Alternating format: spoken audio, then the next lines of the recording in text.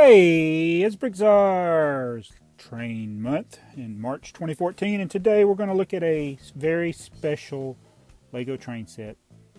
This one is very special to me.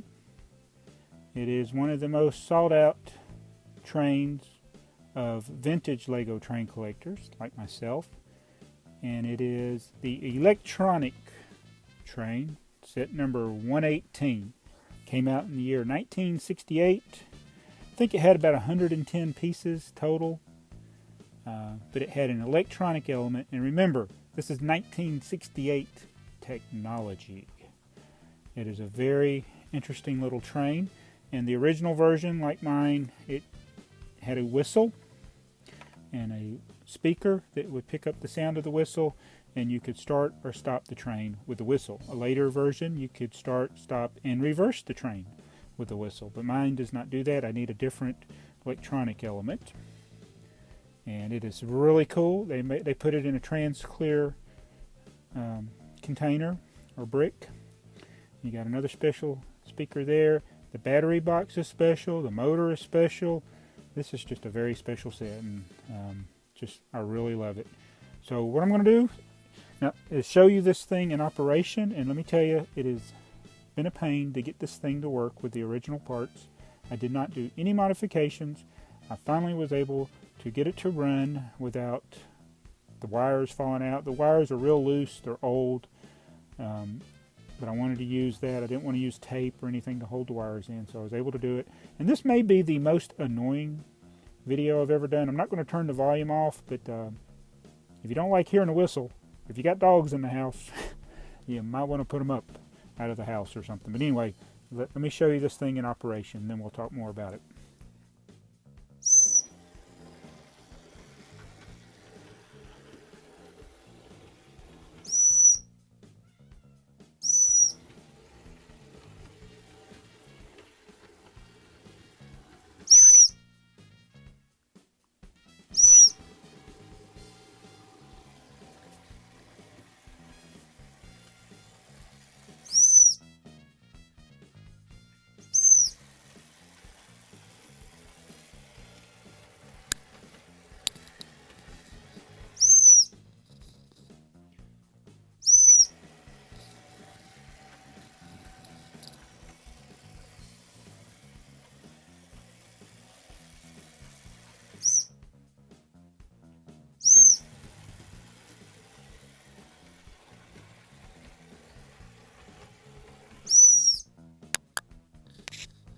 Okay, so let's go into seeing what makes this thing work. Now, this is the instruction manual as far as the electronic part of it. I actually do not have the original instructions for how to build the locomotive, so I use Brick Factory to build it. It's a real simple build. It's typical of a lot of other locomotives, except you had to build around the brick there.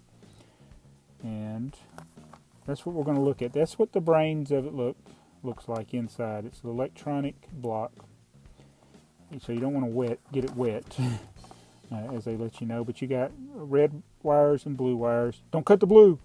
No, but it's basically you blow the whistle. The train starts and stops because you whistle. The sound from the whistle goes in the microphone and the electronic block. Basically, it acts as like a relay. Turns the power to the motor on and off. A later version actually flipped the polarity, where you blew it, I think you blew it twice and it would go backwards. And I want to eventually get that electronic block and do that. But these elements are very expensive. The whistle's expensive, the speaker's expensive. It's probably the cheapest part is the speaker, and that part is very expensive. And to get one of these with a box is really expensive. But I was fortunate enough to get one used with most of the parts, and this part of the instruction manual relatively cheap. I've been looking for 14 years, and it's about, actually I say I was looking about 10 years. I got this probably about 4 or 5 years ago. But anyway, I'm going to take it apart and I'm going to show you the control units.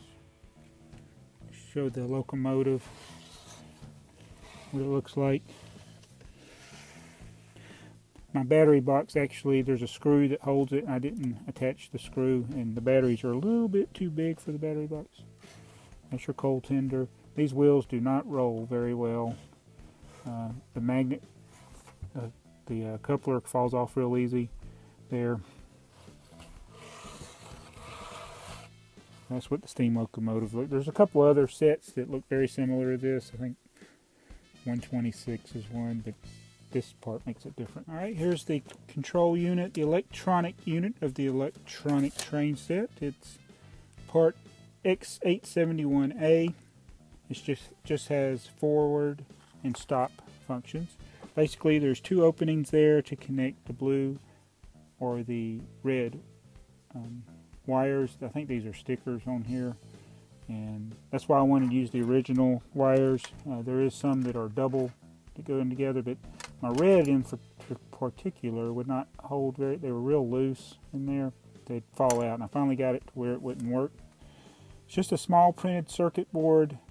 I see a few transistors, resistors, capacitors.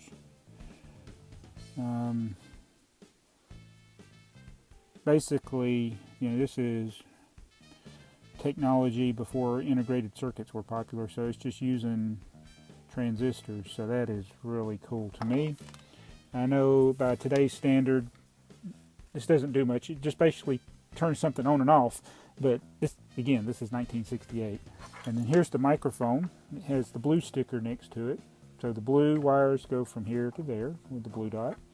And that here's the signal which triggers the switch, the electronic switch, to either open the circuit or close the circuit.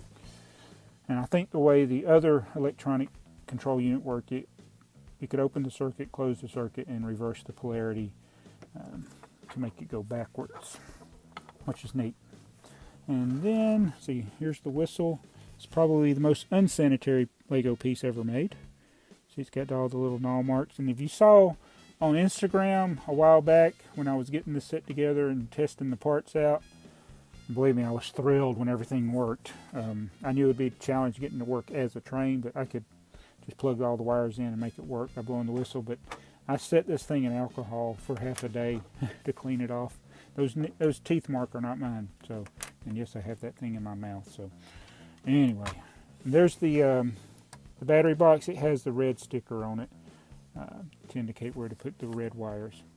But mine, the battery, for some reason this battery does not want to go all the way down. So it was causing the battery box to stick up a little bit. My rechargeable batteries are actually a little smaller. These aren't rechargeable. So that's these are the main rare elements. I think that might just be a sticker. This typical battery box and typical 4.5 volt train motor, but this one does have the 4.5 volt printed on the side of it. And then all the rest of the parts are relatively common for the era, but I've seen these sets with the box go for well over $1,000. So, and these individual units are very expensive on Bricklink, but I may look at getting that'll be my next big purchase for a vintage set. Might be looking at getting the one that can make it go backwards. And I forgot to mention, the way it makes continuity to the motor is these little round things. They connect, when you plug it in, they touch these. Even though these are closer together, the inside part of this touches the outside of that. And that's how it gets the continuity to work. Now I got to put this thing back together. So thank you for watching this video. I hope you enjoyed it. Seen a piece of Lego history. I know this isn't Mindstorms quality stuff, but really, this is a 46-year-old set. It's from my favorite year of Lego parts and sets, 1968. So please comment. Tell me what you think about it. Please hit the like button and please subscribe if you're not already. And thanks for watching this video, and check out my channel for more train videos all through the month of March. And I got some I posted even before that, so you can watch those too. Thanks for watching. This is BrickTsar.